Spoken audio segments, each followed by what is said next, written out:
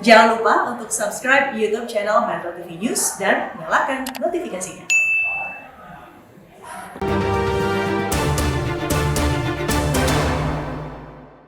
Didukung oleh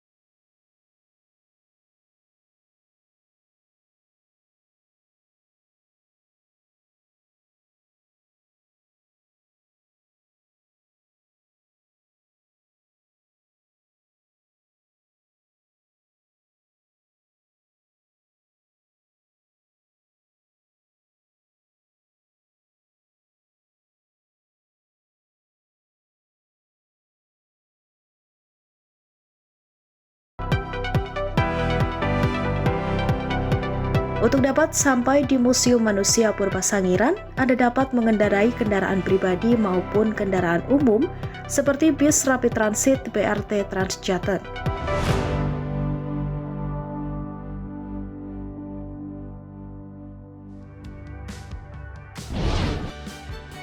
Pemirsa, bicara soal manusia purba, rasanya tak bisa lepas dari situs Sangiran yang terletak di Kabupaten Sragen dan Kabupaten Karanganyar.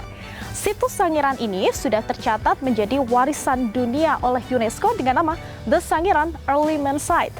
Tak hanya ada fosil manusia, tapi kita juga akan disuguhkan seperti apa interaksi manusia dengan alam sejak 2 juta tahun yang lalu tanpa terputus. Kita akan lihat seperti apa keseruannya. Ikuti saya ke dalam museum.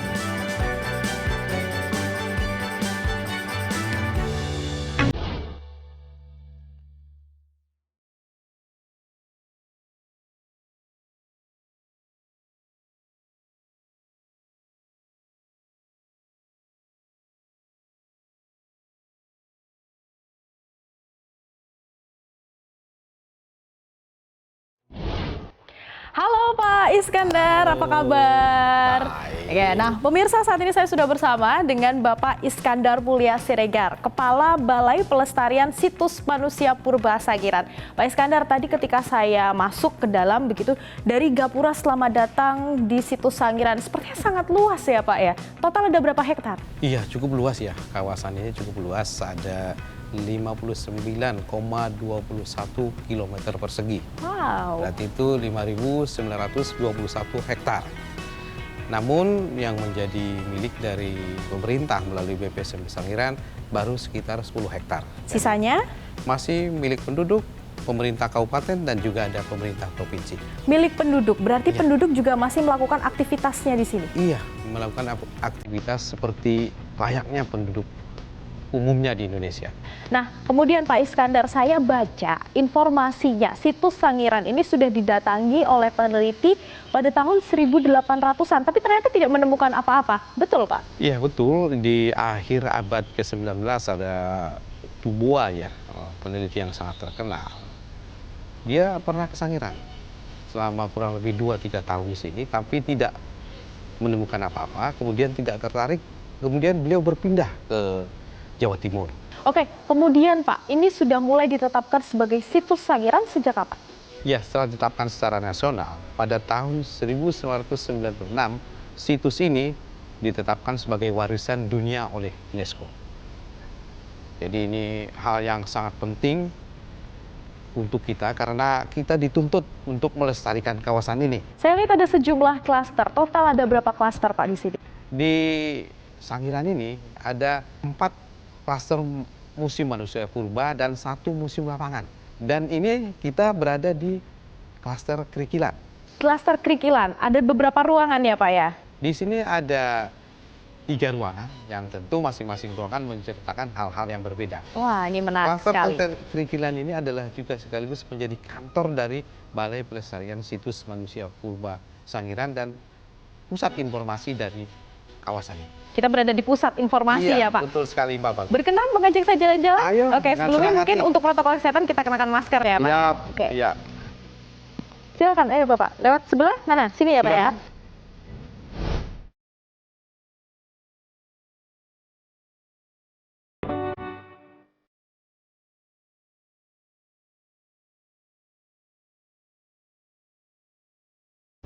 Bapak Alfi, selamat datang di ruang pamer 1 di Wow. Klaster Perikilan Museum Manusia Purba. Ini ruang pertama. Iya. Laut Purba Sangiran. Wah, ini Iya. menarik Pak. Apakah dulu Sangiran sebenarnya dulu laut?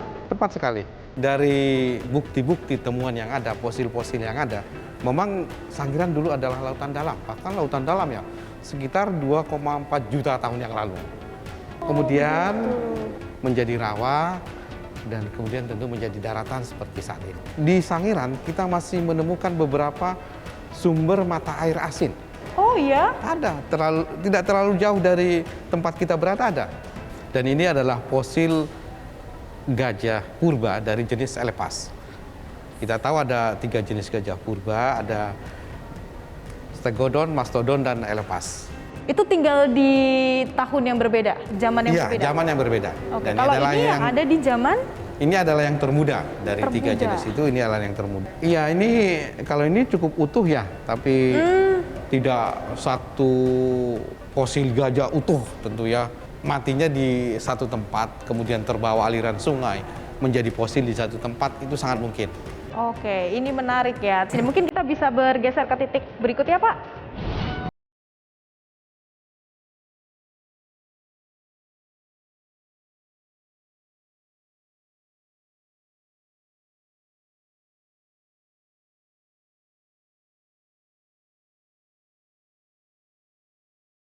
Oke, Pak Iskandar, kita masuk ke ruang pamer yang kedua. Temanya apa, Pak? Di sini cerita tentang mulai dari terciptanya alam semesta ini sampai kira-kira nanti manusia di masa yang akan datang seperti apa. Jadi di sini juga diceritakan evolusi manusia dari manusia purba sampai manusia saat ini. Oke, ini kalau kita lihat koleksinya memang sangat beragam ya, Pak ya. Total ada berapa koleksi di Museum Sangiran ini? Kalau khusus di Kerikilan ini ada 538 koleksi, tapi seluruh klaster yang ada di Sangiran ada sekitar 1.500 1.500. koleksi. Dan ini memang kita pilih yang terbaik dari yang ada. Dan artefak lainnya kita simpan di storage. Masih ada sekitar 44.000 lagi. Wow, 44.000 masih tersimpan di gudang. Iya. Kenapa hanya disimpan di gudang, Pak? Ya kita kan masih melaksanakan kajian, konservasi juga. Nanti pada saatnya juga akan ada rotasi. Apa, Pak, syarat sebuah fosil begitu ya untuk sampai itu layak untuk dipertunjukkan di museum? Tentu yang pertama nilai pentingnya ya, nilai pentingnya. Kemudian kondisinya secara fisik juga kita lihat, kita pilih yang paling pantas untuk kita tampilkan. Tapi perlu diingat kalau fragmen dari manusia purba yang kita pamerkan semua di sini adalah replika.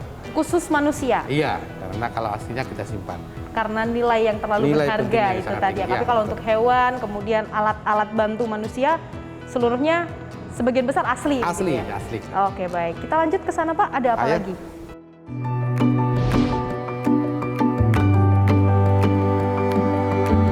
Selanjutnya ya, Wah. Apa ini, Pak? Sentuhlah aku. Ini boleh beneran disentuh, Pak? Boleh, silakan disentuh. Ini Pakai adalah tangan kosong nggak apa-apa? Iya, silakan. Ini adalah fosil gajah purba. Sengaja kita buat, kita desain sedemikian rupa dengan perlakuan tertentu sehingga aman untuk dipegang. Disentuh oleh pengunjung. Nah, Disentuh. ini pemirsa rasanya menyentuh kehidupan jutaan tahun yang lalu ya, Pak ya. Oke, nah ini kan salah satu inovasi dari Museum Iya. Sangiran ya, Pak. Di mana pengunjung boleh langsung menyentuh fosil yang ada. Ada inovasi lain apa lagi, Pak? Kita juga membuat sebuah virtual tour yang bisa Virtual dinikmatin tour. melewati gadget. Baik, saya akan coba, Pak, virtual. Wah, silakan Mbak Waldi, silakan. Oh, ini ya, Pak ya.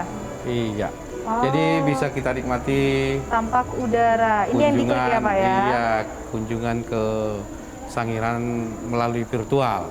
Pada saat pandemi kemarin, layanan ini sangat banyak diminta dari kita. Banyak yang mengunjungi ya, Iya, Pak ya. banyak yang mengunjungi. Oh, ini menarik sekali pemirsa. Jadi mungkin bagi Anda yang lokasinya terlalu jauh dari Museum Sangiran yang ada di Jawa Tengah, bisa memanfaatkan virtual tour ini ya Betul Pak sekali, ya? betul sekali.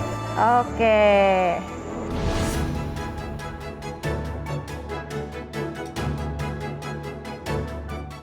Ya, jadi awalnya dari penetapan dulu ya, penetapan situs manusia purba Sangiran ini sebagai warisan dunia. Dan itu memang satu wilayah yang sangat luas gitu ya. Dan ketika ditetapkan tentu ada konsekuensi ya. Jadi kita sudah bertekad bahwa ini satu kawasan yang harus kita lestarikan, dan untuk itu memang didirikan satu pusat ya satu lembaga yang secara khusus ya menangani upaya pelestarian itu, yaitu Balai Pelestarian Situs Manusia Purba Sangiran. Karena seperti kita tahu ini situs yang terbuka, artinya apa? Artinya bukan 100% miliknya Kemdikbud ya. Itu adalah tanahnya warga, ya tanahnya masyarakat, sehingga langkah yang paling penting adalah menanamkan pengertian ya bahwa masyarakat ini hidup di dalam satu kawasan purbakala. Itu memang langkah yang paling penting ya ketika ada temuan, karena pada dasarnya temuan benda-benda purbakala ini, peninggalan-peninggalan bersejarah ini hampir seluruhnya masyarakat. Ya, jadi ketika lagi nyangkul di halamannya sendiri, di tanahnya sendiri, kita menemukan benda-benda ini. Melihat catatan dari teman-teman di balai itu dari tahun ke tahun itu sebenarnya makin meningkat gitu ya. Masyarakat kan boleh dibilang berjasa menemukan itu secara sukarela ya, sebetulnya menyerahkan kepada kita. Ya, jadi kita menyebutnya Sangirun untuk membedakan dengan Sangiran. Tapi ini memang program yang kita mulai tahun lalu, dan niat awalnya sebetulnya bagaimana caranya memanfaatkan situs purbakala seperti ini untuk kegiatan yang bisa melibatkan orang banyak masa kini. Ketika kita buka gitu ya, untuk kegiatan yang lebih aksesibel lah buat masyarakat ya, dan dalam hal ini lomba lari, minatnya besar. Sebetulnya narasi itu kita tonjolkan, dan kenapa dia kemudian muncul dalam bentuk cahaya ya. Jadi kita mainkan cahaya gitu ya untuk mengangkat narasi itu juga. Nah, harapan kita sih sebetulnya tentu dengan adanya lomba ini, situsnya menjadi lebih terbuka ya bagi macam-macam kegiatan.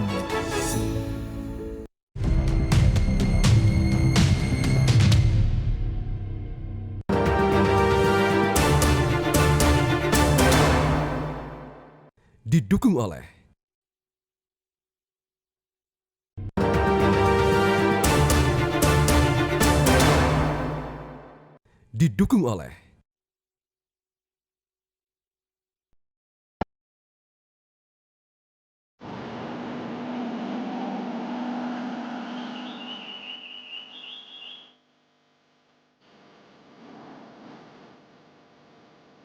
Proses perjalanan sebongkah fosil sejak ditemukan hingga akhirnya dipajang di ruang pameran ternyata memerlukan langkah yang panjang.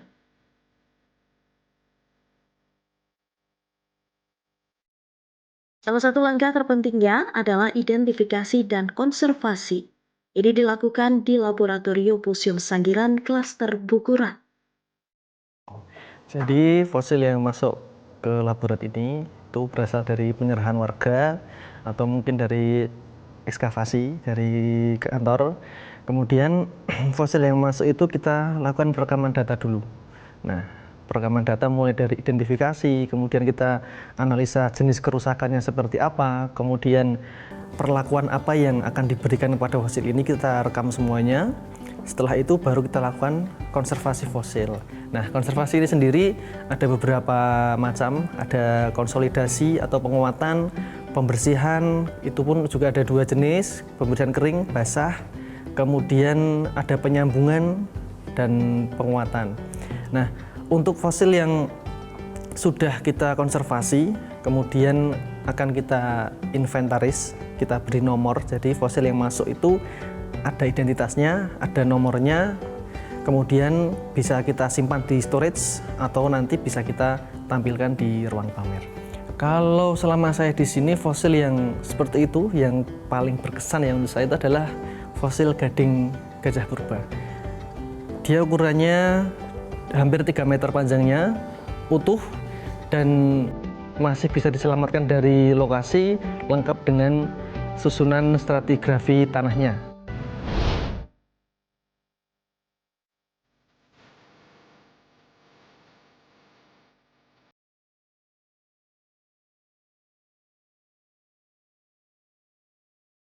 Nah, kita sudah masuk ke ruangan ketiga. Apa ini Pak temanya? Ini tentang masa keemasan Homo erectus sekitar 500.000 tahun yang lalu. Jadi di ruangan ini juga ada, kita tampilkan sebuah manekin yang dibuat di Prancis berdasarkan fakta-fakta ilmiah, data-data ilmiah. Ini menggabungkan data dari tengkorak Sangiran 17 dan tulang paha dari Trinil. Jadi hasilnya seperti yang di belakang saya ini. Nah, ini kita lihat di sini pengunjung bisa interaktif ya Pak ya? Iya, silakan. Saya coba ya. Oh, ini berisi informasi. Informasi tentang khususnya Sangiran 17 yang sudah direkonstruksi seperti di samping saya ini. Oh, di sini ada lokasi. Ini apa Pak? Lokasi apa? Ini lokasi ditemukan? Ini adalah kawasan Sangiran. Oh. Ini adalah kecamatan, ada di 5 kecamatan yang berbeda. Disinilah sebagian besar fragmen manusia purba itu ditemukan. Jadi bagi Anda mungkin pemirsa yang datang kemari bisa memanfaatkan gadget begitu ya, atau fitur Ya. yang sudah disediakan oleh pihak museum Betul untuk sekali. mengetahui berbagai informasi ya mengenai Sangiran 17 Homo erectus ini. Kita lanjut kembali Pak. Ayo, silakan.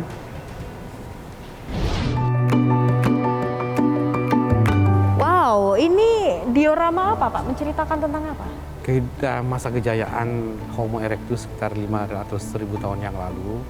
Ini kelihatan di sana digambarkan Homo erectus berburu untuk makan mereka. Ini juga fauna hewan-hewan pada saat ini itu juga ya, berkembang dengan hewan-hewan. baik. Ini yang ingin kita tampilkan di diorama ini. Agar pengunjung merasakan sensasi ketika masa kejayaan Homo erectus Iya, seperti seperti apa apa ya. kira-kira. Oke, Pak Iskandar, dari Ya. tadi kita sudah berbincang banyak nih tentang Museum Sangiran. Satu yang menjadi pertanyaan saya tentang ekskavasi. Oh iya, iya. Sebenarnya itu apa Pak? Dan butuh waktu berapa lama? Ekskavasi itu adalah salah satu metode penelitian arkeologi dengan menggali kotak untuk menemukan data-data arkeologi. Tentu ini diawali dengan data-data permulaan yang cukup sehingga dibuat galian yang berbentuk kotak 2 kali 2 meter. Ada aturannya? Ada aturannya dan kemudian kedalamannya juga digali teratur. Setelah itu tentu data-data ini akan dibawa ke kantor, diolah di kantor untuk menyelesaikan satu laporan dari satu kegiatan ekskavasi bisa berbulan-bulan. Biasanya berapa lama Pak seperti itu? Dari awal ditemukan biasanya sampai terakhir? Pengalaman kita ada yang cepat ya, karena langsung ketahuan dari kekhasannya. Tapi ada juga yang sampai mungkin lebih dari setahun masih berdiskusi terus, karena ada beberapa kemiripan. Nah, seperti kalau Homo erectus. Tergantung dari besar kecilnya Iya. fosil yang ditemukan juga begitu ya Pak ya. Nah tadi Pak Iskandar sempat menyebut masih ada sekitar 44.000 ya Pak yang Iya. disimpan di ruang penyimpanan. Saya boleh lihat Pak? Ayo kita ke ruang penyimpanan, memang di sana masih cukup banyak yang kita simpan.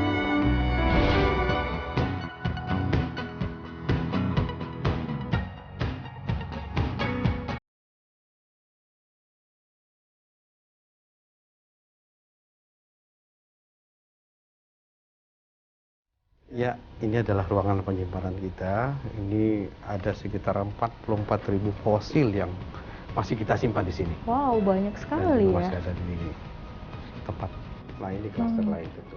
Oke, nah ini kemudian disimpan di sini. Langkah selanjutnya apa Pak?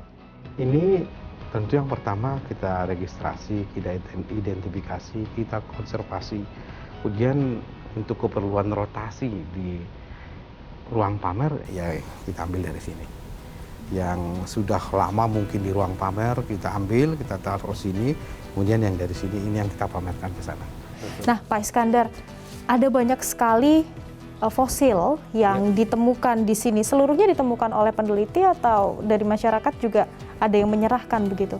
Ya, sebagian ditemukan oleh peneliti pada saat ekskavasi seperti tadi saya jelaskan. Tapi juga banyak yang ditemukan oleh masyarakat, dilaporkan ke kita, diserahkan ke kita. Kemudian kita tindak lanjuti. Kadang kita yang mengambil ke lapangan langsung. Sehingga tadi datanya bisa lebih lengkap, kemudian kita proses lebih lanjut. Yang menjadi pertanyaan saya, ini kan situs ya, berarti banyak sekali fosil yang ada di daerah Sangiran ini. Kemudian apakah masyarakat bebas melakukan aktivitas atau ada aktivitas-aktivitas tertentu yang harus mendapat izin balai? Kalau aktivitas-aktivitas yang rutin, ke sawah, ke ladang, itu tidak masalah. Tapi pada saat masyarakat mau membangun rumah, pasti menggali fondasi, meratakan tanah, itu perlu rekomendasi dari kita. Oh begitu. Kemudian kalau masyarakat misalnya menemukan, kemudian menyerahkan atau memberitahu ke pihak balai dan juga museum, ada kompensasi tidak Pak? Menurut undang-undang memang ada kompensasi, ada imbalan. Namun sebelum kita berikan imbalan itu, kita nilai dulu.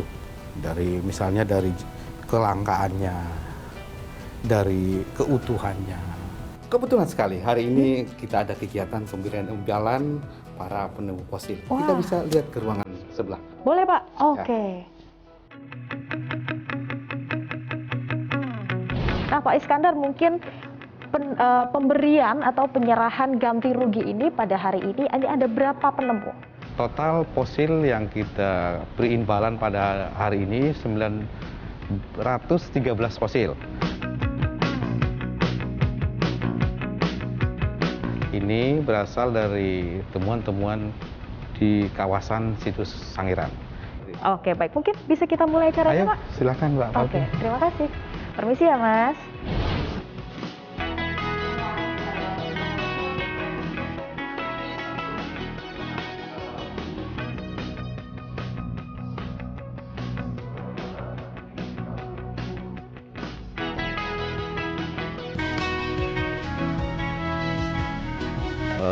Saya lagi gali cakar ayam.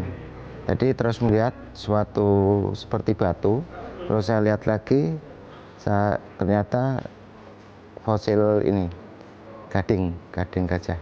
Setelah itu museum bertindak ke lokasi sampai eksekusi dalam waktu 1 hari. Oke Pak Iskandar, ini kan penemuan dari masyarakat. Tapi saya lihat ini masih ada lapisan tanahnya. Apakah memang sengaja atau ada alasan khusus? Ya, memang ini disengaja ya. Ini adalah satu hal yang sangat penting karena tanah ini membawa banyak informasi masalah umur dari fosil ini. Jadi kita bisa memperkirakan umur salah satunya dengan tanah yang ada yang tetap melekat di fosil ini. Tapi yang paling penting fosil kalau diserahkan ke kami biar lebih banyak informasi yang bisa kita gali, jangan dibersihkan dulu. Dalam kondisi masih seperti ketika ditemukan, Iya, begitu ya Pak betul Iskandar. Oke, baik. Terima kasih Pak Iskandar. Saya sudah diajak jalan-jalan berkeliling museum, kemudian ditunjukkan satu persatu ruangannya, ditunjukkan juga bagaimana interaksi antara manusia dan juga alam sejak 2 juta tahun yang lalu ya Pak. Ini Iya, sangat betul. luar biasa. Betul sekali. Semoga Museum Sangiran sebagai balai ini bisa semakin mengumpulkan banyak lagi fosil yang pastinya akan bermanfaat juga untuk perkembangan peradaban manusia dan juga Museum Sangiran sendiri ini bisa semakin maju. Pertama kali dan memang sangat bagus sih kalau menurut kami. Semoga pemerintah nggak putus asa untuk mengembangkan museum-museum yang lainnya yang berkaitan dengan perkembangan manusia purba. Harapannya sih untuk kedepannya semakin dijaga. Saya berharap sih semakin ramai ya museum ini buat generasi besok juga kita bisa belajar sejarah dari tempat ini. Pemirsa, ternyata dari secuil fosil kita bisa melihat seperti apa kehidupan dan juga interaksi manusia dengan alam sejak jutaan tahun yang lalu. Meskipun kita tidak hidup untuk masa lampau, namun kita tak bisa memungkiri bahwa masa sekarang dan juga yang akan datang semuanya saling terikat erat dengan masa lampau. Semoga dengan adanya situs Sangiran ini kita dan juga anak cucu kita bisa melihat seperti apa perjuangan dan juga kehidupan manusia serta makhluk hidup dan alam sejak jutaan tahun yang lalu. Dari Museum Manusia Purba Sangiran untuk Indonesia.